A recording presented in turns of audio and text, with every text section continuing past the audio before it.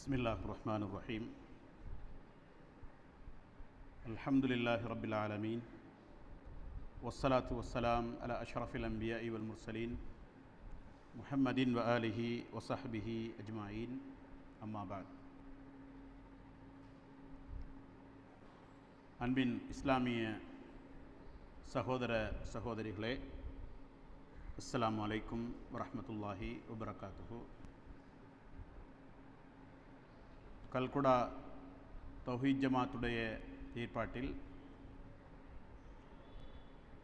உம்ரா கடமையை நிறைவேற்றுவதற்கு செல்ல இருக்கின்ற சகோதர சகோதரிகளுக்கான இந்த செயலமர்வுக்கு எங்களுடைய குறுகிய கால அழைப்பை ஏற்று இங்கு வருகை தந்திருக்கின்ற அனைத்து சகோதர சகோதரிகளையும் வரவேற்பதில் மகிழ்ச்சி அடைகின்றோம். எல்லாம் வல்ல அல்லாஹு தஆலாவுடைய பேரருளால் முதல் ஆலயமாகிய காபத்துல்லாவையும் அதனோடு தொடர்பான உம்ரா கிரியையும் தரிசிப்பதற்கும் நிறைவேற்றுவதற்கான ஒரு வாய்ப்பை அல்லாஹு தஆலா உங்களுக்கு தந்திருக்கின்றான். அல்ஹம்துலில்லாஹ். இந்த கடமைகளை நிறைவேற்றுவதற்கான பாக்கியம் எல்லோருக்கும் கிடைப்பதில்லை. அல்லாஹு தஆலா நாடியவர்களுக்கு மட்டும்தான் அதற்கான வாய்ப்பு கிடைக்கப்பெறுகிறது. அந்த இடத்துக்கு சென்று இந்த கடமைகளை நிறைவேற்றுவதற்கான பொருளாதார வசதி படைத்தவர்கள் நமது சமுதாயத்தில் மிக ஏராளமானவர்கள் இருக்கிறார்கள். ஆனால் பெரும்பாலானவர்களுக்கு அத்தகைய இல்லங்களுக்கு செல்ல வேண்டும், அந்த இடத்தை பார்க்க வேண்டும், இஸ்லாத்தின் இந்த கடமையை நிறைவேற்ற வேண்டும் என்ற ஆசைகளை அல்லாஹு தஆலாவுடைய உள்ளங்களிலே கொடுக்கவில்லை. அதன் காரணமாக பலருக்கு இந்த பாக்கியம் கிடைக்கப்பெறுவதில்லை. அந்த வகையிலே அல்லாஹு தஆலா உங்களுக்கு ஒரு அருள் புரிந்ததன் காரணமாக இந்த ஒரு சந்தர்ப்பத்தை தந்திருக்கின்றான். நீங்கள் செல்லுகின்ற அந்த பயணம் பாதுகாப்பானதாகவும் ஆரோக்கியமானதாகவும் அமைந்து உங்களுடைய கடமைகளை நீங்கள் சரிவர நிறைவேற்றி நாடு திரும்ப வேண்டும் என்று நாங்கள் எல்லாம் வல்ல இறைவனை இந்த சந்தர்ப்பத்திலே பிரார்த்தித்துக் கொள்கின்றோம். பொதுவாக இஸ்லாத்தின் கடமைகளை பொறுத்த வரைக்கும் அந்த கடமைகளை அல்லாஹ்வும் அல்லாஹ்வுடைய தூதரும் எவ்வாறு நிறைவேற்ற வேண்டும் என்று நமக்கு வழிகாட்டி இருக்கின்றார்களோ அந்த வழிமுறைகளை பின்பற்றி நிறைவேற்றுகின்ற போதுதான் அதற்கு உரிய பலாபலன் நமக்கு கிடைக்கிறது.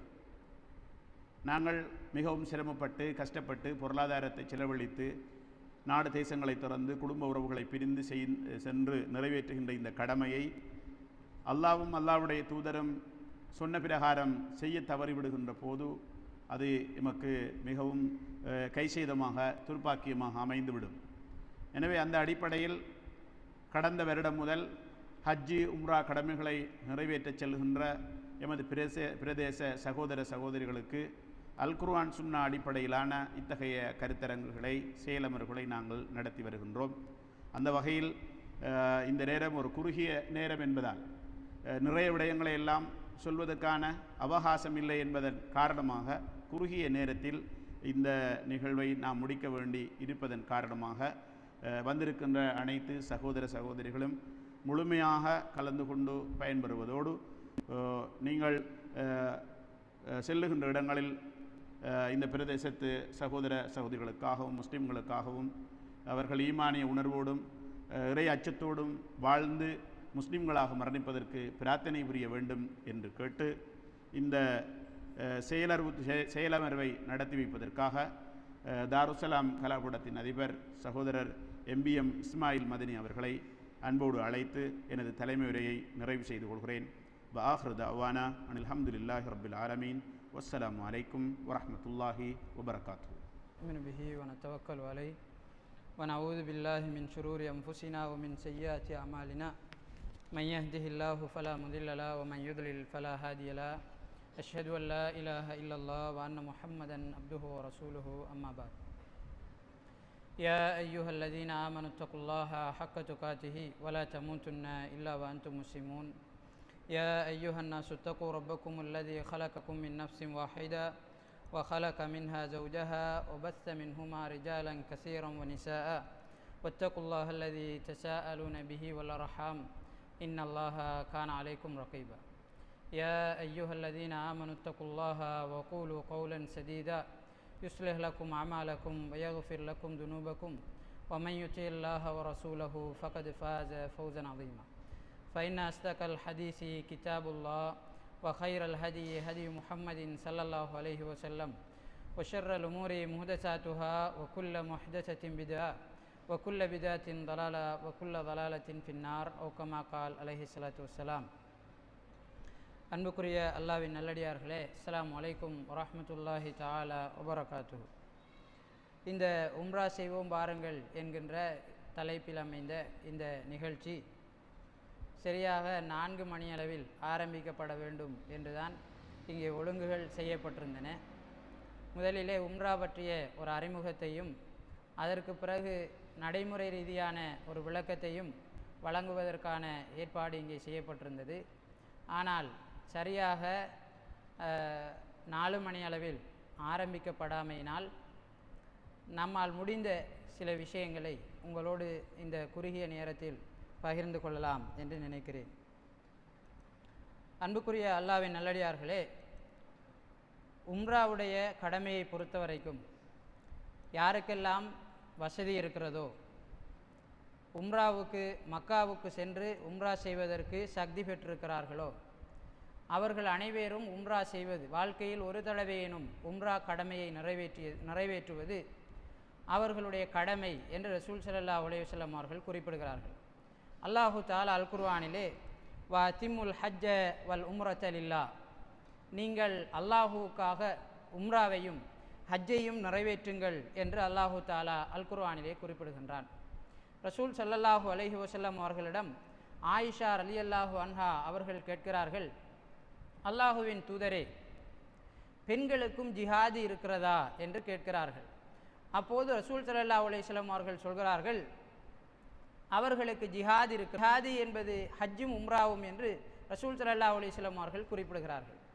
வேறு ஒரு செய்தியிலே ஒரு நபித்தோழர் ரசூல் ஸல்லல்லாஹு அலைஹி வஸல்லம் அவர்களிடம் கேட்கிறார், அல்லாஹ்வின் தூதரே, என்னுடைய தந்தையினால் ஹஜ்ஜு செய்யவும் முடியவில்லை, உம்ரா செய்வதற்கும் முடியவில்லை, அவரால் எழுந்து நடப்பதற்கான ஆற்றலும் இல்லை, அவர் உற்சாகமாக நடப்பதற்கான சக்தியும் அவரிடம் இல்லை, நான் அவருக்காக ஹஜ்ஜு செய்ய முடியுமா, நான் என்ன செய்வது என்று ரசூல் ஸல்லல்லாஹு அலைஹி வஸல்லம் அவர்களிடம் அந்த மனிதர் கேட்கிறார். அப்போது ரசூல் ஸல்லல்லாஹு அலைஹி வஸல்லம் அவர்கள் சொன்னார்கள், ஹுஜ்ஜான் அபீக வஅதமிர், உனது தந்தைக்காக நீ ஹஜ்ஜு செய், அவருக்காக உம்ராவையும் நீ நிறைவேற்று என்று ரசூல் ஸல்லல்லாஹு அலைஹி வஸல்லம் அவர்கள் குறிப்பிடுகிறார்கள். எனவே ஹஜ் உம்ராவை பொறுத்தவரைக்கும் குர்ஆனிய வசனத்தின் அடிப்படையிலும் ஹதீஸ்களின் ஆதாரங்களின் அடிப்படையில் யாருக்கெல்லாம் வசதி இருக்கிறதோ, செல்வதற்கு சக்தி பெறுகிறார்களோ, அவர்கள் வாழ்க்கையில் ஒரு தடவையேனும் அதை நிறைவேற்றுவது கடமை என்பது எங்களுக்கு தெளிவாகின்றது. சரி, இந்த உம்ராவை நிறைவேற்றினால் என்ன சிறப்பு இருக்கிறது, எமக்கு என்ன லாபம் இருக்கிறது என்று பார்த்தால், அபூ ஹுரைரா ரலியல்லாஹு அன்ஹு அவர்கள் அறிவிக்கிறார்கள், ரசூல் ஸல்லல்லாஹு அலைஹி வஸல்லம் அவர்கள் சொன்னார்கள், ஒரு உம்ராவுக்கும் அடுத்த உம்ராவுக்கும் இடையிலுள்ள பாவங்களை மன்னிப்பதற்கு, அழிப்பதற்கு அந்த உம்ரா போதுமானது என்று ரசூல் ஸல்லல்லாஹு அலைஹி வஸல்லம் அவர்கள் சொல்கிறார்கள். ஏற்றுக்கொள்ளப்பட்ட ஹஜ்ஜுக்குரிய கூலி சுவர்க்கத்தை தவிர வேறு ஏதும் இல்லை என்று ரசூல் ஸல்லல்லாஹு அலைஹி வஸல்லம் அவர்கள் சொல்கிறார்கள். எனவே நாங்கள் உம்ராவை சரியாக நிறைவேற்றினோம் என்று சொன்னால் அந்த உம்ராவின் மூலம் எங்களுடைய பாவங்கள் மன்னிக்கப்படுகிறது என்பதற்கு இந்த ஹதீஸ் போதிய சான்றாக இருக்கிறது. நபி ஸல்லல்லாஹு அலைஹி வஸல்லம் அவர்கள் தன்னுடைய வாழ்க்கையிலே 4 தடவைகள் இந்த உம்ராவை நிறைவேற்றி இருக்கிறார்கள். எனவே ஒருவர் ஒரு தரம் உம்ராவை நிறைவேற்றுவது அவருடைய கடமை. அதற்கு பிறகு அவர் உம்ராவை நிறைவேற்றக்கூடாது என்பது அல்ல. அவர் விரும்பினால், அவருக்கு சக்தி இருந்தால், வசதி இருந்தால் அவருடைய வாழ்க்கையில் அவர் பல தடவைகளும் உம்ராவை செய்ய முடியும் என்பதற்கு நபி ஸல்லல்லாஹு அலைஹி வஸல்லம் அவருடைய செயல்முறை இங்கே எங்களுக்கு ஆதாரமாக இருக்கின்றது. இப்போது நாங்கள் உம்ரா செய்வது எங்களுக்கு கடமையாகிறது. உம்ரா செய்வதற்கான பயணத்தை மேற்கொள்ள தயாராகின்றோம். பயணத்தை நாங்கள் மேற்கொள்ளும் போது என்ன செய்ய வேண்டும் என்பது முக்கியமான ஒரு கேள்வி. நாங்கள் பயணம் செய்ய ஆரம்பிக்கின்ற போது எங்களிடம் ஏதாவது பாவங்கள் இருந்தால், நாங்கள் யாருக்காவது குற்றங்கள் செய்திருந்தால் அந்த பாவத்திலிருந்து தௌபா செய்வது அவசியமாகும். ஏனென்றால் நாங்கள் உம்ராவுக்கு சென்று அல்லாஹு தாலாவிடம் தௌபா செய்ய இருக்கிறோம். தௌபா செய்கின்ற போது நாங்கள் செய்கின்ற பாவத்திலிருந்து விட்டுவிடுவது, அந்த பாவத்திலிருந்து மீளுவது கடமையாகின்றது. அதுபோன்று பயணத்திற்கு அவசியமானவற்றை ஏற்பாடு செய்ய வேண்டும். அது பொருளாதார ரீதியாக இருக்கலாம், மார்க்க ரீதியான அறிவை பெறுவதாக இருக்கலாம். இப்படியான ஏற்பாடுகளை நாங்கள் செய்வது அடுத்து எங்களுடைய கடமையாகும். எங்களில் பலர் உம்ரா செல்வதற்கும் ஹஜ்ஜி செய்வதற்கும் பொருளாதாரத்தை சேகரிப்பதில் காட்டுகின்ற ஆசை, ஆர்வத்தை அதை எப்படி செய்ய வேண்டும் என்பதை படித்து கொள்வதற்கு காட்டுவதில்லை. ரசூல் ஸல்லல்லாஹு அலைஹி வஸல்லம் அவர்கள் சொன்னார்கள், குது அன்னி மனாசிக்கக்கும் குது அன்னி மனாசிக்கக்கும் லஅல்லி அல்காக்கும் பாஜா ஆமிக்கும் ஹாதா. என்னிடமிருந்து உங்களுடைய கிரியைகளை கற்றுக்கொள்ளுங்கள், என்னிடமிருந்து உங்களுடைய கிரியைகளை கற்றுக்கொள்ளுங்கள். ஏனென்றால் சில நேரம் இந்த ஆண்டிற்கு பிறகு உங்களை நான் சந்திக்காமல் போகலாம் என்று ரசூல் ஸல்லல்லாஹு அலைஹி வஸல்லம் அவர்கள் குறிப்பிடுகிறார்கள். எனவே நாங்கள் பயணத்திற்கு தயாராகின்ற போது அந்த பயணத்தில் நாங்கள் செய்ய இருக்கின்ற உம்ராவாக இருக்கலாம், ஹஜ்ஜாக இருக்கலாம், அதை எப்படி செய்ய வேண்டும் என்று நபி ஸல்லல்லாஹு அலைஹி வஸல்லம் அவர்கள் காட்டிய வழிமுறைகளை தெரிந்து கொள்வதற்கு முயற்சி செய்ய வேண்டும். அதுபோன்று நாங்கள் ஏதாவது மற்றவர்களுக்கு வசியத் செய்ய விரும்பினால், அதாவது மரண சாசனம் என்று சொல்வார்கள், இந்த மரண சாசனத்தை பொறுத்தவரைக்கும் மரணிக்க போகின்ற ஒருவர் தான் செய்ய வேண்டும் என்பது எங்களுடைய சமுதாயத்தில் இருக்கின்ற வளமை. ஆனால் ரசூல் ஸல்லல்லாஹு அலைஹி வஸல்லம் அவர்கள் சொல்கிறார்கள், ஒரு முஸ்லீமை பொறுத்தவரைக்கும் அவனுடைய மரண சாசனம் அவனுடைய தலையணைக்கு கீழ் இல்லாமல் 3 நாளைக்கு தூங்கக்கூடாது என்று ரசூல் ஸல்லல்லாஹு அலைஹி வஸல்லம் அவர்கள் சொல்கிறார்கள். 3 நாள் செல்லக்கூடாது அவனுடைய மரண சாசனம் அவனுடைய தலையணைக்கு கீழ் இல்லாமல் என்று ரசூல் ஸல்லல்லாஹு அலைஹி வஸல்லம் அவர்கள் சொல்கிறார்கள். அப்ப நாங்கள் உம்ராவுக்கு போகும்போது என்ன நடக்கும் என்பது எங்களுக்கு தெரியாது. எனவே பயணத்திற்கு தயாராகின்ற போது நாங்கள் எங்களுக்கு பிறகு என்ன செய்ய வேண்டும், யாருக்கு ஏதாவது கொடுக்க இருந்தால் எதிலிருந்து கொடுக்கிறது, எங்களோட மரணத்திற்கு பிறகு எங்களுக்காக செய்ய வேண்டிய கடமைகள் இருந்தால் அதை எங்களுக்கு சம்பந்தப்பட்டவர்கள், மகன் அல்லது சகோதரன், தந்தை, தாய் அல்லது மனைவி, இவர்கள் போன்றவர்களிடம் நாங்கள் அதை தெரிவிப்பது அவசியமான ஒரு விஷயம். அடுத்தது நாங்கள் மேலுக்கு தௌபா செய்ய வேண்டும், பாவ மீட்சி பெற வேண்டும் என்று நாங்கள் பார்த்தோம். பாவ மீட்சி பெறுவதற்கென்று சில நிபந்தனைகள் இருக்கிறது. ஒன்று, அந்த பாவத்தை விட்டு நீங்க வேண்டும். நாம் ஏதாவது பாவம் செய்திருந்தால் அந்த பாவத்திலிருந்து நாங்கள் நீங்க வேண்டும். அதுபோன்று நடந்த பாவத்தை எண்ணி நாங்கள் வருந்த வேண்டும். நான் இப்படி ஒன்று செஞ்சிட்டேனே, தப்பா போயிட்டே என்று சொல்லி அந்த பாவத்தை நினைத்து நாங்கள் வருந்த வேண்டும். அதற்கு பிறகு அந்த பாவத்தை மீண்டும் நான் செய்ய மாட்டேன் என்று உறுதி எடுத்துக்கொள்ள வேண்டும். பாவத்தை விடணும், பாவம் நடந்ததற்காக நாங்கள் வருந்த வேண்டும், அந்த பாவத்தை இனிமேல் செய்ய மாட்டேன் என்று நாங்கள் உறுதிமொழி எடுத்துக்கொள்ள வேண்டும். அதற்கு அடுத்த விஷயம், நாங்கள் சம்பந்தப்பட்ட இந்த பாவம் அல்லது குற்றம் இன்னும் ஒரு மனிதனோடு தொடர்பட்டதாக இருந்தால் அந்த மனிதனிடம் சென்று அந்த பாவத்தை மன்னிக்குமாறு நாங்கள் கோர வேண்டும், அவனிடம் மன்னிப்பு கேட்டு கொள்ள வேண்டும். ரசூல் ஸல்லல்லாஹு அலைஹி வஸல்லம் அவர்கள் சொல்கிறார்கள், அல்லாஹு தாலாவிடம் அடியார்களுடைய அமல்கள் ஒவ்வொரு வியாழக்கிழமையும் ஒவ்வொரு திங்கட்கிழமைகளிலும் எடுத்து காட்டப்படுகிறது. அப்போது அந்த மனிதர்களில் இருவர் சண்டை பிடித்து கொண்டு பிரச்சனைப்பட்டு கொண்டு பேசாமல் இருக்கிறார்கள் என்றால் அல்லாஹு தாலா சொல்கிறான், உத்ருகுஹுமா, அவர்கள் இருவரையும் விட்டுவிடுங்கள், ஹத்தா யஸ்தலிஹா, அவர்கள் சமாதானமாகி செல்லுகின்ற வரைக்கும், அவர்களுக்கு மத்தியில் சுமூகமான உறவை ஏற்படுத்தி கொள்ளுகின்ற வரைக்கும் அவர்களை விட்டு வையுங்கள் என்று சொல்லுவதாக ரசூல் ஸல்லல்லாஹு அலைஹி வஸல்லம் அவர்கள் குறிப்பிடுகிறார்கள். எனவே நாங்கள் யாரோடாவது பிரச்சனைப்பட்டிருந்தால் அல்லது எங்களுடைய யாருக்காவது நாங்கள் தீமை செய்திருந்தால், குற்றம் இழைத்திருந்தால் அவர்களிடம் சென்று அந்த குற்றங்களை மன்னிக்குமாறு வேண்டுவது நாங்கள் பயணிப்பதற்கு முன்னால் செய்ய வேண்டிய முக்கியமான ஒரு விஷயம். அடுத்தது, நாங்கள் பிரயாணிக்கின்ற போது ஒழுங்குகளை நாங்கள் கடைபிடிக்க வேண்டும். நாங்கள் இப்போ உம்ராவுக்கு போகிறோமா இருந்தால் உம்ராவுக்கு போகின்ற போது நாங்கள் சில விஷயங்களை கடைபிடிக்க வேண்டும். அதில் ஒன்றுதான், பயணத்திற்கு நல்ல தோழரை நாங்கள் தேடிக்கொள்ள வேண்டும். மனிதனை பொறுத்த வரைக்கும் யாரோடையாவது எல்லா சந்தர்ப்பங்களிலும் யாரோ ஒரு ஆள்ற துணையிலான் அவன் வாழுவான், இல்லாமல் வாழையில ஒன்று மனைவிற துணை அல்லது கணவன்ற துணை அல்லது பிள்ளைகள்ற துணை அல்லது தன் நண்பன்ற துணை, யாரோட ஒரு துணையோடு தான் அவன் என்ன செய்வான், இருப்பான். அப்போ பிரயாணத்தை பொறுத்த வரைக்கும் நான் யாருடன் இருக்கிறேன் என்பதை நாங்கள் தீர்மானித்து கொள்ள வேண்டும். ஏன்னா நாங்கள் போகிற பிரயாணம் இங்கே தெரிகிற விஷயங்களை விட புதிய விஷயங்களை நாங்கள் சந்திக்கலாம்.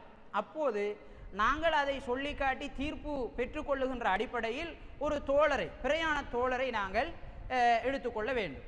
அந்த தோழர் எங்களை பாவங்களை தடுக்கக்கூடியவராகவும் எங்களை நல்வழிப்படுத்தக்கூடியவராகவும் மார்க்க அறிவு பெற்றவராகவும் இருப்பது மிகவும் பொருத்தமானது. அடுத்தது, நாங்கள் பயணிக்கின்ற போது ஒருவரை தலைவராக்கி கொள்ள வேண்டும். பயணத்தை பொறுத்த வரைக்கும் நிறைய எதிர்பார்க்காத விஷயங்கள் நடக்கும். அப்போ அந்த விஷயங்கள்ல எல்லாம் முடிவெடுக்கிறதுக்கும் ஆலோசனைகளை நடத்துறதுக்கும் நடைமுறைப்படுத்துறதுக்கும் ஒரு தலைவரை நாங்கள் அந்த பயணத்தில் அமைத்து கொள்ள வேண்டும். இது ட்ராவல்ஸில் போகிறார்களுக்கு இதெல்லாம் ஒரு பிரச்சனையும் இல்லை. அடுத்தது, பிரயாணம் செய்கின்ற போது துவாவை ஓதும். பிரயாணத்திற்கான துவாவை நாங்கள் ஓத வேண்டும்.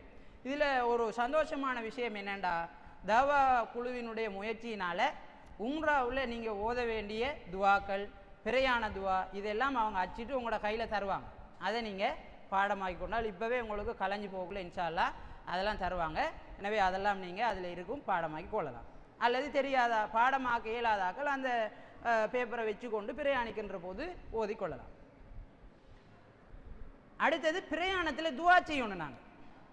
நாங்கள் இப்போ உம்ராவுக்கு போகிறோம், ஒரு வணக்கத்திற்காக போகிறோம். பிரயாணத்தில் நாங்கள் துவாக்களை அதிகரித்து கொள்ள வேண்டும். இப்போ பிரயாணத்தை வேறு மாதிரி நாங்கள் கதைச்சி மற்றவர்களோட கைவார் அடித்து கழிக்கிறதுக்கு பதிலாக அதிகமாக பிரயாணத்தில் துவாவை நாங்கள் செய்ய வேண்டும். அடுத்தது, பிரயாணம் முடிந்தால் அவசரமாக நாங்கள் வீடு திரும்பிவிட வேண்டும். அடுத்த செய்தி, பெண்கள் தனிமையில் பிரயாணம் செய்வது இஸ்லாத்தில் தடை செய்யப்பட்டிருக்கு. பெண்கள் தனிமையில், ஆணுடைய துணை இல்லாமல் தனிமையில் பிரயாணம் செய்வது இஸ்லாத்தில் தடை செய்யப்பட்டிருக்கின்றது. அடுத்தது, நாங்கள் ஊருக்கு திரும்புகிறோம், பயணத்திலிருந்து ஊருக்கு திரும்புகிறோமாக இருந்தால் ஒரு பள்ளியை மையப்படுத்தி அந்த பள்ளியில் கலைகிறது ரசூல் ஸல்லல்லாஹு அலைஹி வஸல்லம் அவருடைய ஒழுங்காக இருந்துருக்கு. ஏதாவது ஒரு பிரயாணத்திலிருந்து ரசூல் ஸல்லல்லாஹு அலைஹி வஸல்லம் அவர்கள் மீளுவாங்கன்னு சொன்னால் மஸ்ஜிது நபவிக்கு வருவாங்க. அங்கேருந்து தான் அவங்க வீட்டுக்கு கலைகிற ஒரு முறை ஒன்று ரசூல் ஸல்லல்லாஹு அலைஹி வஸல்லம் அவர்களிடம் இருந்திருக்கிறது. அப்போ நாங்கள் பயணத்தை முடிச்சுட்டு வரும்போது ஒரு பள்ளியில் அல்லது ஏதாவது ஒரு தளத்தில் எல்லாரும் கலைகிறது பொருத்தமான ஒரு விஷயம். அப்போ இது நாங்கள் பிரயாணத்தில் கடைபிடிக்க வேண்டிய சில ஒழுங்கு.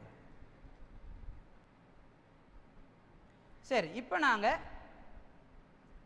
உம்ரா எப்படி செய்யணும்ங்கிறத பற்றி பார்க்க போகிறோம். உம்ரா, ஏற்றுக்கொள்ளப்பட்ட உம்ராவினுடைய பண்புகள் அல்லது ஏற்றுக்கொள்ளப்பட்ட உம்ரா எப்படி இருக்கணும், ஒரு உம்ரா ஏற்றுக்கொள்ளப்பட வேணுமென்று சொன்னால் அதுக்கு என்னென்ன நிபந்தனைகள் இருக்கணும்ன்றதை நாங்கள் இதில் பார்க்க போகிறோம்.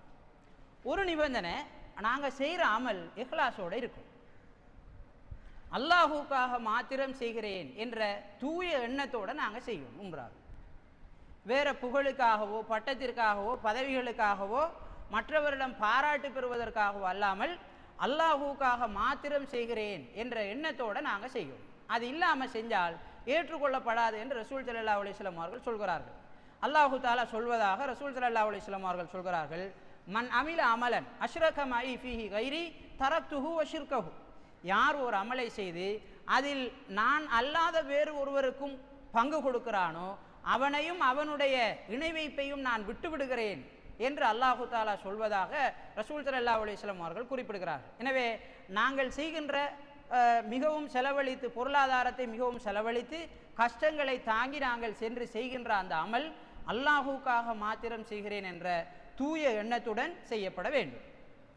அடுத்தது, நாம் நிறைவேற்ற எந்த விஷயமாக இருந்தாலும் நபி ஸல்லல்லாஹு அலைஹி வஸல்லம் அவருடைய வழியில் அது செய்யப்பட வேண்டும். நபி ஸல்லல்லாஹு அலைஹி வஸல்லம் அவர்கள் இதை எப்படி செஞ்சாங்க என்று நாங்கள் பார்த்துக்கொள்ளணும். நாங்கள் இப்போ தவாப் செய்ய போகிறோமா இருந்தால் ரசூலுல்லாஹ் தவாப் செஞ்சு எங்களுக்கு எப்படி காட்டியிருக்கிறாங்க. நாங்கள் சை செய்ய போகிறோமா இருந்தால் சை என்றது நாங்கள் கண்டுபிடிச்ச விஷயம் இல்லை, ரசூலுல்லாஹ் காட்டி தந்தது. அப்போ ரசூலுல்லாஹ் எப்படி அதை செஞ்சுருக்காங்கன்ட்டு பார்த்தா தான் ரசூலுல்லாஹ் செஞ்ச மாதிரி நாங்கள் சை செய்யலாம்.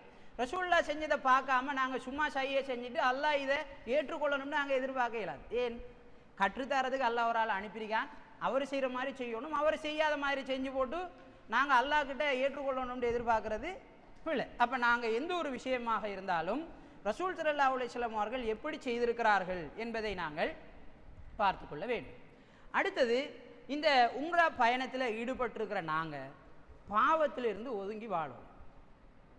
இப்போ நீங்கள் போனீங்கன்னா இங்கே நம்ம புகைத்தல பழைய நாட்கள் இருப்பாங்க, மதீனாக்கெல்லாம் போனீங்கன்னா சிகரெட்டெல்லாம் ரூமுக்கு கொண்டாந்து விற்பாங்க. இது யார்? போலீஸுக்கு தெரியாமல் களவில் கொண்டு வந்து விற்பாங்க மதீனாவில். மக்காவிலையும் ஹோட்டல் வழியே பண்டலாக என்ன செய்யலாம், எடுக்கலாம், களவில் விற்பாங்க தெரியாமல். எல்லாத்தையும் போலீஸ் பிடிக்க இயலாது, எல்லாத்தையும் கவர்மெண்ட்டும் பிடிக்க இயலாது. அடுத்தது வீணான தர்க்கங்களில் நாங்கள் ஈடுபட்டு எங்களோட நேரத்தை வீணடிச்சிடக்கூடாது. நாங்கள் போகிறது குறிப்பிட்ட கொஞ்ச நாளைக்கு, அந்த நாளுக்குள்ளே எவ்வளவு கூடுதலாக அந்த இடத்துல அமல் செஞ்சு எங்களுடைய நன்மையை கூட்டிக் கொள்ளணுமோ அந்ததுக்கு தான் நாங்கள் முயற்சி செய்யணுமே தவிர வீணான தர்க்கங்களில் நாங்கள் ஈடுபடக்கூடாது. அது மாதிரி சுத்தமான பணத்தை கொண்டதாக அந்த அமல் இருக்க வேண்டும். ரசூல் ஸல்லல்லாஹு அலைஹி வஸல்லம் அவர்கள் சொல்கிறார்கள், இன்னல்லாஹ தய்யிபுன் லா யக்பலு இல்லா தய்யிபா. அல்லாஹு தஆலா தூய்மையானவன், அவன் தூய்மையை தவிர வேறு எதையும் ஏற்றுக்கொள்வதில்லை. ரசூல் ஸல்லல்லாஹு அலைஹி வஸல்லம் அவர்கள் சொல்கிறார்கள். எனவே நாங்கள் உம்ரா பயணம் செல்லுகின்ற போது அந்த உம்ரா ஏற்றுக்கொள்ளப்பட வேண்டுமாக இருந்தால் தூய்மையான பணத்துடன் அந்த உம்ரா நிறைவேற்றப்பட வேண்டும். உம்ராவுக்கு என்று சில ருக்கூன்கள் இருக்கிறது. ருக்கூன் என்று சொன்னால் உம்ராவுக்கு என்று சில விஷயம் இருக்கு, அந்த விஷயத்தை விட்டால் உம்ரா கூடாது, உம்ரா கூடாது. பிறகு புதிய உம்ரா நாங்கள் புதிய பிரயாணத்தில் செய்ய வேண்டும். அந்த மாதிரி விஷயங்களுக்கு ருக்குன் என்று அரபியில் சொல்லுவாங்க. அதில் ஒரு விஷயம்தான் இஹ்ராம், இஹ்ராம் கட்டுறது. ரெண்டாவது தவாப் செய்கிறது. மூன்றாவது சஃபா மர்வாவுக்கு இடையில் தொங்கோட்டம் ஓடுறது. இந்த மூணும் தான் உம்ராவில் இருக்கக்கூடிய பிரதானமான விட்டால் உம்ரா சரி என்று சொல்லக்கூடிய விஷயங்கள். நான்காவது விஷயம் தலை, ஆண்கள் என்றால் தலையை இறக்கிறது அல்லது கத்தரிக்கிறது. பெண்கள் கூந்தலில் ஒரு பகுதியை, ஒரு சின்ன பகுதியை எல்லா முடியும் படக்கூடிய மாதிரி கத்தரிக்கிறது. இதுதான் அந்த உம்ராவில் இருக்கக்கூடிய முக்கியமான விஷயங்கள். சரி, நாங்கள் இப்போ இஹ்ராத்தை பற்றி பார்ப்போம். எங்கே நாங்கள் இஹ்ராம் கட்டுறது, எங்கே இஹ்ராம் கட்டுறது? இஹ்ராம்னால எங்களுக்கு தெரியும், இஹ்ராம்ன்றது ரெண்டு வெள்ளை துணி ஆண்களுக்கு, பெண்களுக்கு அவங்க அணிஞ்சிருக்கிற ஆடையே இஹ்ராமாக இஸ்லாம் ஒழுங்கமைத்த விதத்தில் இருந்தால் அது இஹ்ராமாக கணிக்கப்படும். எங்கே இஹ்ராம் செய்கிறது? இஹ்ராத்தை பொறுத்த வரைக்கும் ஒவ்வொரு நாட்டிலிருந்தும் வெவ்வேறு வழிகளில் வார ஆக்களுக்கு ஏற்ப அவரவர வழிகளில் இஹ்ராம் கட்டுறதுக்கான இடம் இருக்குது. அதுக்கு மீகாத்துன்னு சொல்கிறது. இப்போ நாம் இலங்கையிலேருந்து போகிற நாம் யமன் ஊடாகத்தான் நம்மளோட பயணம் போகும். இப்போ நம்ம பார்க்கணும் யமன்ல இருந்து வார ஆக்களுக்கு எது இஹ்ராம் கட்டுற இடம் என்று பார்த்தால், நம்ம அந்த நேரம் போகும்போது அந்த இடத்தால் போகும்போது ஃப்ளைட்டில் எங்களுக்கு அறிவிப்பாங்க எலம்லம் தான் அந்த இடம், எலம்லம் வந்துருச்சு என்று ஃப்ளைட்டில் அறிவிப்பாங்க அல்லது சொல்லுவாங்க. அந்த நேரம் நாங்கள் இஹ்ராத்துக்காக நியத்து வைத்து கொள்ள வேண்டும். இப்போ மதீனாவில் இருந்து வாராக்களுக்கு ஒரு இடம் இருக்குது, சிரியா மிஸ்ரிலிருந்து எகிப்திலிருந்து வாராக்களுக்கு ஒரு இடம் இருக்குது, ஈராக்கில் இருந்து வாராக்களுக்கு இன்னும் ஒரு இடம், நஜித் வாசிகளுக்கு இன்னும் ஒரு இடம். இப்போ யமன் ஊடாக போகிற ஆக்களுக்கெல்லாம் யமனுடைய அந்த இஹ்ராம் தரிக்கிற இடம்தான் அவர்களுடைய இடமாக இருக்கும். நம்ம வந்து யமன் ஊடாக போகிறதுனால எலம்லம் தான் நம்மளுடைய இஹ்ராம் கட்டுற இடம். இப்போ அந்த இடத்துல நாங்கள் இஹ்ராத்தை அணிஞ்சு அல்லது இருந்து அணிஞ்சிக்கிட்டு போய் அங்கே நாங்கள் நியத்தை வச்சு கொள்ளணும். இப்போ இஹ்ராத்தை அணிஞ்சு நியத்து வைக்கிறதுக்கு முன்னால், நியத்து என்றால் மனசில் என்றது, நியத்துன்றது ஒரு அரபு பதம், நவாண்டால் எண்ணினான் அர்த்தம், மனசில் என்றது தான் நியத்து. சரி, இப்போ அந்த நியத்தை வைக்கிறதுக்கு முன்னால் நாங்கள் சில விஷயங்களை கவனிக்கணும். ஒன்று, இஹ்ராம் அணிகிறதுக்கு முன்னால் நாங்கள் குளிக்கணும், குளித்து சுத்தமாகும். ஏனென்றால் இஹ்ராம்ன்றது ஒரு ஃப்ரீயாக இருக்கும். அப்போ எங்கள்கிட்ட இருந்து வார வாடகைகள் வந்து மத்தாக்களுக்கு இடைஞ்சல் படுத்தாமல் இருக்கிறதுக்காக நாங்கள் குளித்து சுத்தமாகி கொள்வோம். அடுத்தது இஹ்ராம் கூட அணிகிறதுக்கு முன்னால் நறுமணங்கள் இருந்தால் பூசிக்கொள்ளும். இருக்கிற நறுமணங்களில் இஹ்ராம் அணிகிறதுக்கு முன்னால் எங்களோட உடம்புல என்ன செய்யலாம், பூசிக்கொள்ளலாம். அடுத்தது நாங்கள் தலைவாரணும், முடி அசிங்கமாக இருக்கும், அப்போ எண்ணெயை விட்டு தலை வாரலாம்.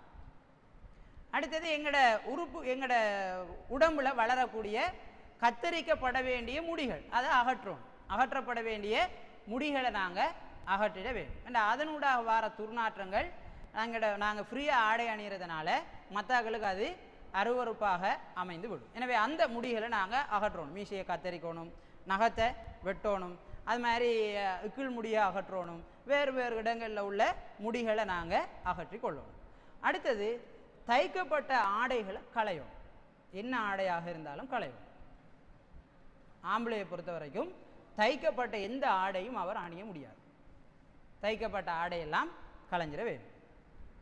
அடுத்த விஷயம், ஆண்கள் மேலுக்கு ஒரு போத்துறதுக்கு ஒரு ஆடையும் கீழுக்கு கட்டுறதுக்கு ஒரு ஆடையும் எடுப்பாங்க. இது ரெண்டும் தான் ஆண்களுடைய இஹ்ராம். பெண்கள் இல்லை. பெண்கள் இஸ்லாமிய முறைப்படி அபாயா அணிந்தால் அவங்க முகத்தையும் இந்த மணிக்கட்டு கையையும் தவிர மற்ற பகுதிகள் எல்லாம் மறைக்கப்படும். கருப்பால் இருக்கலாம், வெள்ளையால் இருக்கலாம், பிரச்சனை இல்லை. முகமும் மணிக்கட்டு கையும் தவிர்ந்த மற்ற பகுதிகள் எல்லாம் மறைக்கப்பட்டால் அது பெண்களுடைய இஹ்ராமாக இருக்கும். ஆண்களை பொறுத்த வரைக்கும் இந்த ரெண்டு டவல் மாதிரி ரெண்டு துணியை என்ன செய்து கொள்ளணும், அணிஞ்சு கொள்ளணும். அது வெள்ளையாக இருப்பது சிறப்புக்குரியது. ரசூல் ஸல்லல்லாஹு அலைஹி வஸல்லம் அவர்கள் அதை ரசூல் ஸல்லல்லாஹு அலைஹி வஸல்லம் அவர்களும் வெள்ளையை தான் அணிஞ்சிருக்கிறாங்க. இந்த நிபந்தனையெல்லாம் நாங்கள் கடைப்பிடிச்சு இதெல்லாம் கவனித்து செஞ்சதுக்கு பிறகு இஹ்ராத்தை அணிஞ்சிட்டு நாங்கள் நியத்து வைக்கிறோம். சரி, இப்படி தான் இப்போ குளித்து அங்கே அத்தர் பூசுறாரு, பிறகு இஹ்ராத்தை அணிகிறார். இஹ்ராத்தை அணிஞ்சோடனே இப்படி ரெண்டு கீழுக்கு ஒரு துணியை கட்டிட்டு நாங்கள் மேலுக்கு துணியை போட்டு போத்தி கொள்வோம். இதுதான் ஆண்களுடைய இஹ்ராம். இப்படி இஹ்ராத்தை அணிஞ்சதுக்கு பிறகு எப்படி நியத்து வைக்கிறது? லப்பைக்க உம்ரத்தன், இவ்வளவுதான். லப்பைக்க உம்ரத்தன், இவ்வளவுதான் உம்ராவுக்குரிய நியத். ஹஜ்ஜு உம்ராவில் மட்டும் ரசூல் ஸல்லல்லாஹு அலைஹி வஸல்லம் அவர்கள் நியத்தை வாயால மொழிகிறதுக்கு அனுமதி வழங்கியிருக்காங்க. மற்ற எந்த இடத்திலையும் நியத்தை வாயால மொழிய முடியாது. அப்படி மொழிஞ்சால் அது நியத்தாகவும் இருக்காது. ஏன்? நியத்தினால் மனசில் இருக்கிறது. வெளியில் வந்தால் அது கவுல். அரபுல அதுக்கு வேற வாசகம். அது நியத்தல்ல, கவுல். வெளியில் வாரதல்ல நியத். ஆனால் ஹஜ்ஜு உம்ராவுக்கு மட்டும் விதிவிலக்கு. அதில் உம்ராவுக்கு போறேன் என்று மொழியை சொல்லி ரசூல் ஸல்லல்லாஹு அலைஹி வஸல்லம் அவர்கள் சொல்லியிருக்காங்க. இறைவா, உனக்காக நான் உம்ரா செய்ய வந்திருக்கிறேன் அப்படின்னு, உன்னிடம் சரணடைந்து விட்டேன் என்ற பொருள் படுற வாசகமான லப்பைக்க உம்ரத்தன் என்ற வாசகத்தை இஹ்ராத்தை அணிஞ்சிட்டு நாங்கள் சொல்லுவோம்.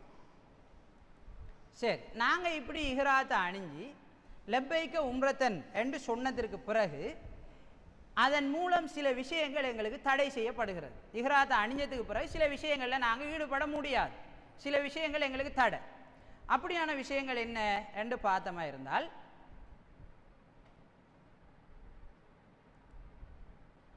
அதில் ஒன்று திருமணம் முடிக்கிறது. அது மாதிரி முடிச்சு வைக்கிறது. திருமணம் முடிக்கிறது, திருமணம் முடிச்சு வைக்கிறது, திருமண பேச்சுவார்த்தைகளில் ஈடுபடுறது, இது முற்றாக தடை. இஹ்ராம் அணிஞ்சதுக்கு பிறகு தண்ட பிள்ளைக்கோ பேத்திக்கோ கூட்டாளிக்கோ திருமணம் பேசவும் மேலாது, திருமணம் முடிக்கவும் மேலாது, முடிச்சு வைக்கவும் மேலாது. இது இஹ்ராம் அணிஞ்ச உடனே தடை செய்யப்படுகின்ற விஷயம். அது மாதிரி வீடு கூட முடியாது, அது பற்றி பேச்சுவார்த்தைகளும் நடத்த முடியாது, அது பற்றி பேசவும் கூடாது, வீடு கூடவும் முடியாது. அது மாதிரி மக்கா மதீனாவுக்கு போனீங்கண்டா ஆசைப்படுற மாதிரி காலுக்குள்ள ஹைக்குள்ள எல்லாம் புறா நிற்கும். வேட்டையாட இயலாது, பிடிக்க இயலாது. மக்கா மதீனாவில் வேட்டையாட முடியாது, வேட்டையாடுவது தடை. அடுத்தது முடிகளை களையிறது தடை. முடிகளை களைய முடியாது. நாங்கள் அதுக்காக தான் இஹ்ராம் அணிஞ்சதுக்கு முன்னால் முடிகளை களைஞ்சிடுவோம். இஹ்ராம் அணிஞ்சதுக்கு பிறகு முடிகளை களைவது தடை செய்யப்பட்டிருக்கிறது. அடுத்த விஷயம், பெண்களுக்குரிய விஷயம் என்னென்றால், ஆண்களுக்குரிய விஷயம் தைக்கப்பட்ட ஆடைகளை அணியக்கூடாது. ஆண்களுக்கு தைக்கப்பட்ட ஆடைகளை அணிகிறது தடை. அது மாதிரி தலை மூடுறதும் தடை. இதில் ரெண்டுலையும் பெண்களுக்கு விதிவிலக்கு, இது ஆண்களுக்கு மாத்திரம். பெண்கள் தைக்கப்பட்ட ஆடையை அணிஞ்சிருப்பாங்க, தலையை மூடுவாங்க. இது இப்போ பெண்களுக்கு விதிவிலக்கு. ஆண்களுக்கு தலை மூடவும் முடியாது, தைக்கப்பட்ட ஆடைகளை அணியவும் முடியாது. ஆனால் பெல்ட்டை அணிஞ்சிக்கலாம். இஹ்ராத்தை கட்டுறதுக்காக பெல்ட்டை என்ன செய்யலாம், போடலாம், அதற்கு சலுகை இருக்கிறது. அது மாதிரி மனம் பூசக்கூடாது. இஹ்ராத்தை அணிஞ்சிட்டு நாங்கள் மனம் பூசக்கூடாது. இன்னும் ஒரு விஷயம், நகம் வெட்டக்கூடாது.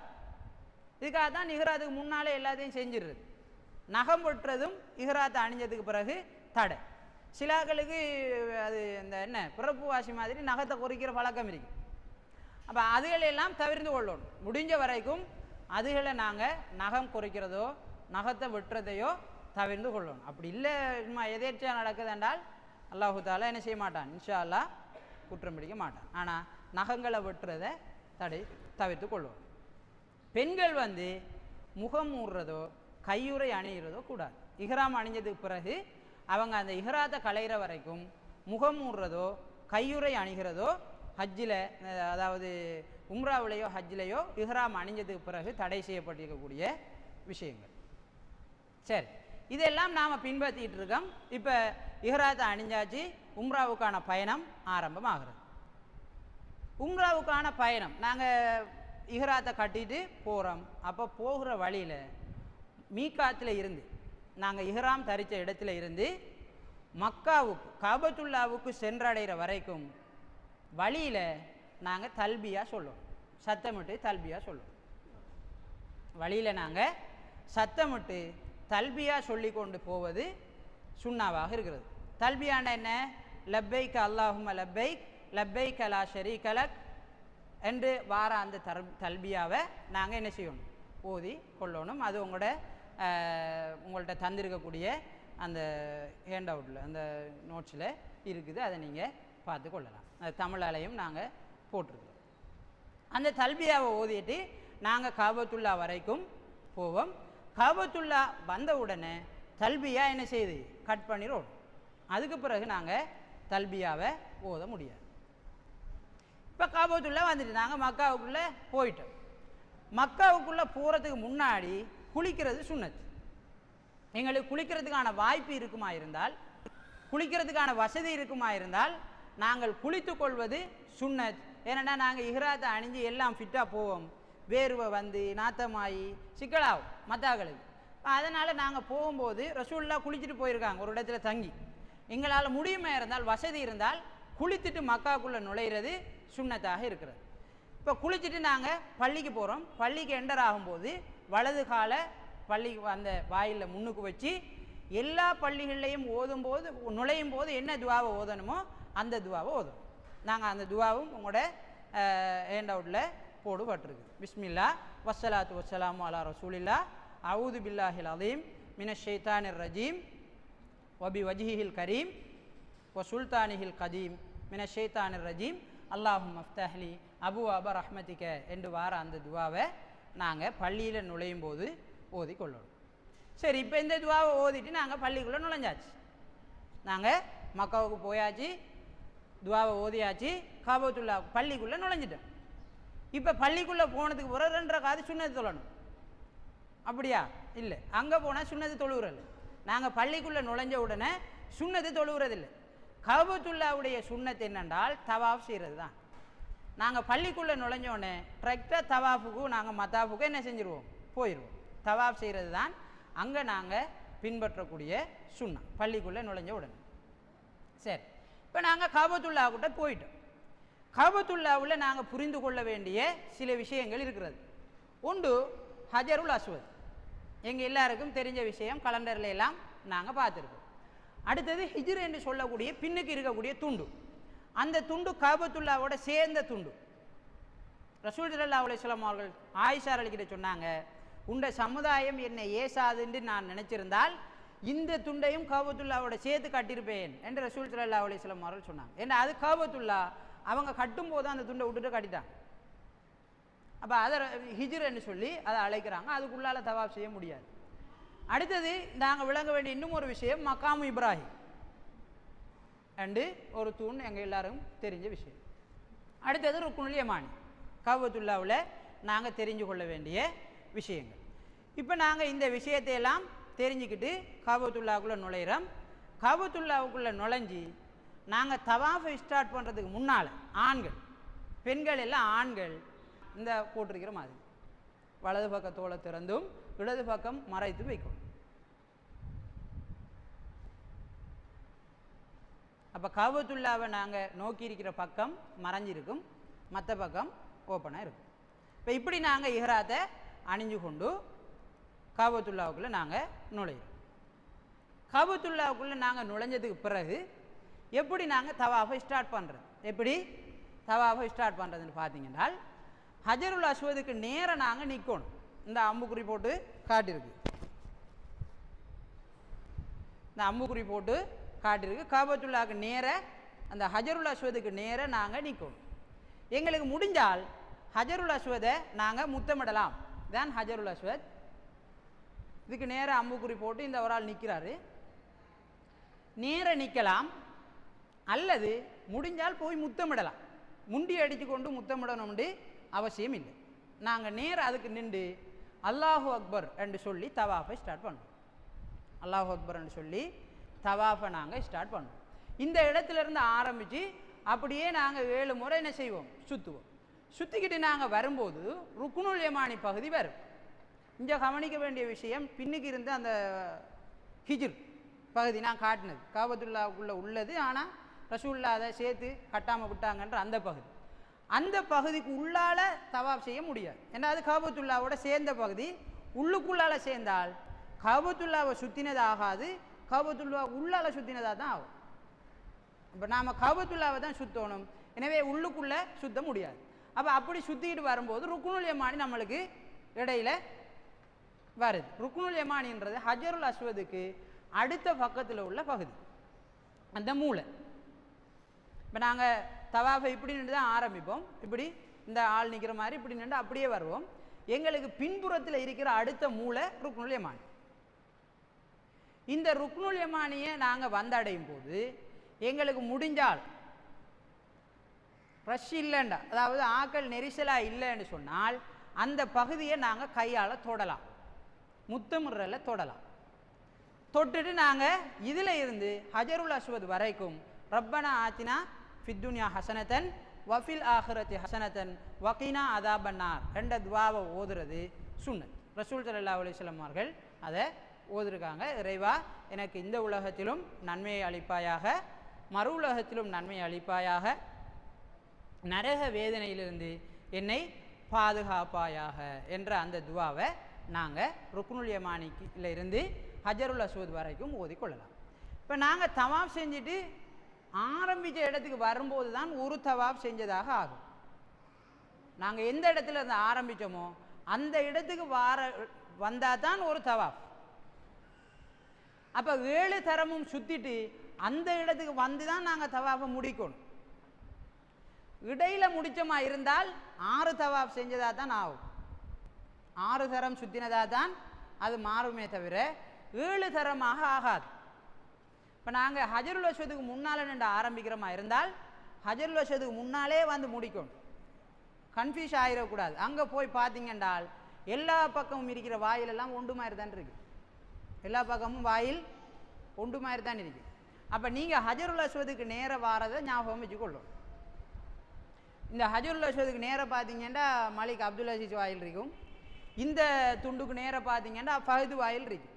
இந்த துண்டால் வரக்குள்ளே நீங்கள் நினைப்பீங்க நாம் வந்த வாயில் அதான், உடனே நெஞ்சிடக்கூடாது, வெளியாயிடக்கூடாது. அப்போ ஹஜருல் அஸ்வதுக்கு வந்து தான் அந்த தவாஃபை திரும்ப முடிக்க வேண்டும்.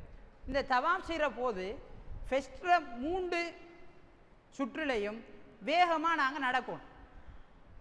முதல் 3 சுற்றுலையும் வேகமாக நடக்கணும். அடுத்த 4 சுற்றுகளும் நாங்கள் மிதமாக நடந்தால் போதுமானது. எங்களுக்கு வேகமாக நடக்க முடியலை, ஆக்கள் நெரிசலாக இருக்கின்றால் நாங்கள் கஷ்டப்படுத்தி மற்ற ஆக்களுக்கு தொந்தரவு கொடுக்கக்கூடாது. அது எங்களுக்கு கடமை இல்லை, சுன்னத்து தான். அப்போ இந்த மாதிரி 7 தரம் தவாஃப் செய்கிற போது எங்களுக்கு தெரிந்த எல்லா துவாவையும் நாங்கள் ஓதலாம். குர்ஆன் ஓதலாம், தஸ்பீ செய்யலாம், அல்ஹம்துலில்லாஹ் சொல்லலாம், அல்லாஹு அக்பர் சொல்லலாம். எங்களுக்கு என்ன துவா தெரியுமோ அதை ஓதலாம். அரபியில் மட்டும்தான் ஓதணும்னு இல்லை, அல்லாஹுக்கு தமிழும் தெரியும், தமிழ்லையும் நாங்கள் என்ன செய்யலாம், கேட்கலாம். அப்போ நாங்கள் தவாப் செய்கிற போது முடியுமான வரைக்கும் எல்லாருக்காகவும் நாங்கள் துவா செய்யணும், கஞ்சப்படக்கூடாது. ஏண்டா நாம் இன்னொரு ஆளுக்காக துவா செய்கிற மாதிரி இருந்தால் நம்மளுக்காக மலக்குகள் துவா செய்கிறாங்க, அப்போ மறந்துடக்கூடாது. இப்போ அறிஞர்கள் சொல்கிறாங்க, எங்களுக்காக துவா செய்கிறத விட மத்தாக்களுக்காக துவா செய்கிறது தான் விருப்பம். ஏன்? நம்ம இன்னும் ஒருவனுக்காக துவா செய்கிற போது மலக்குகள் என்ன செய்கிறாங்களாம், யா அல்லாஹ் இவனுக்கும் அது மாதிரி கொடுத்துருன்னு எங்களுக்காக துவா செய்கிறாங்களாம். அப்போ நாங்கள் மலக்குகள துவாவை விரும்புகிற ஆக்களாக இருந்தால் மத்தாக்களுக்கு அதிகமாக நாங்கள் துவா செய்ய பழகிக்கொள்ளணும். தவாப் செய்கிற நேரத்தில் நாங்கள் அதிகமாக துவா செய்வோம். சரி, தவாப் செஞ்சு இப்போ வேலையை முடிச்சிட்டோம். முடித்ததுக்கு பிறகு முடித்த உடனே நாங்கள் ஆரம்பத்தில் இஹ்ராத்தை அணிஞ்சிருந்த மாதிரி இஹ்ராத்தை ஆண்கள் மேலுக்கு எடுத்து விட்டுருவோம். இந்த கையை வெளிக்காட்ட வேண்டிய இல்லை, மேலுக்கு எடுத்து விட்டுருவோம். அப்படி விட்டுட்டு மக்காமு இப்ராஹிமுக்கு வருவோம். நாங்கள் மக்காமு இப்ராஹிம்ன்றது இந்த துண்டு எங்களுக்கு எல்லாருக்கும் தெரியுமா? என்னை போய் பார்த்தா இந்த துண்டுக்கு பின்னால் 2 ரக்காத் சுன்னத்து தொழுவது சுன்னா, 2 ரக்காத் தொழுகிறது சுன்னத்து. அதில் முதல் ரக்காத்தில் குல்யா யுகல் காஃபிரூனும், 2வது ரக்காத்தில் குல்ஹுவல்லாஹு அஹதும் ஓதணும். முதல் ரக்காத்தில் குல்யா யுகல் காஃபிரூன், 2வது ரக்காத்தில் குல்ஹுவல்லாஹு அஹத் என்ற சூறாவை ஓதணும். இந்த 2 சூறாக்களையும் ஓதி அந்த 2 ரக்காத்தையும் தொழுவது சுன்னத். மக்காமு இப்ராஹிம்ங்கிறது அதுக்கு பக்கத்தில் போய் தான் நின்று தொழணும்னு இல்லை, அப்படி தொழவும் முடியாது, தொழையும் விட மாட்டாங்க. சரிதானே?